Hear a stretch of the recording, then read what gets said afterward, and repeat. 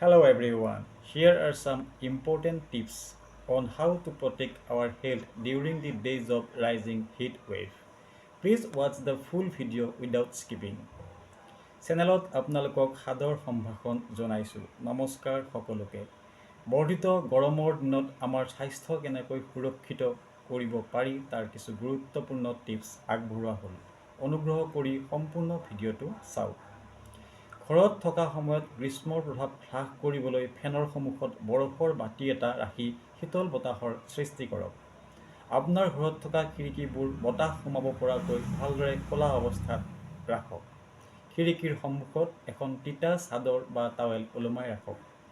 এনে কৰিলে বাহিৰৰ পৰা অহা গৰম বতাহক বাধা দিয়াত সহায়ক হ'ব। দিনটোৰ যি সময়ত বেছি গৰম অনুভৱ হয় সেই সময়ত আপোনাৰ ঘৰৰ অভেন, ষ্টোভ আদি বন্ধ ৰাখক। ঠাণ্ডা আহাৰ গ্ৰহণ কৰক। যথেষ্ট পৰিমাণে শোধন কৰা পানী খাওক।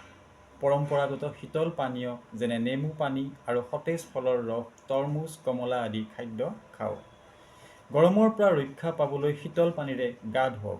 কপাহী কাপোৰেৰে তৈয়াৰী ঢিলা পাতল ৰঙৰ কাপোৰ পিন্ধক। ঘৰৰ বেৰ আৰু ছাল ইনচুলেট কৰি ৰাখিবলৈ বাঁহৰ মেট বা পাতৰ বস্তা ব্যৱহাৰ কৰক। ইয়াৰ ফলত আপোনাৰ ঘৰটো ঠাণ্ডা কৰি ৰখাত কিছু পৰিমাণে সহায়ক হ'ব। ঘৰৰ চাৰিওফালে গছ-গছনি আৰু লতা ৰোপণ কৰক, যাৰ ছায়ে চাৰিওফালৰ বতাহ ঠাণ্ডা কৰি ৰাখিব। তাপমাত্ৰা শীৰ্ষ হোৱাৰ সময়ত বাহিৰৰ কাম-কাজ সীমিত কৰক।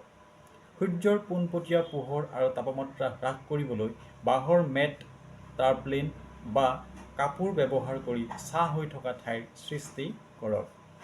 সাৱধানে থাকক আৰু নিৰাপদে জীৱন যাপন কৰক। আজিলৈ এইখিনিয়ে আছিল। যদি কণ্টেণ্টটো আপোনাৰ হেল্পফুল হোৱা বুলি ভাবে এটা লাইক আৰু কমেণ্ট আৰু শ্বেয়াৰ কৰিব। আজিলৈ এইখিনিয়ে আছিল। Bye bye.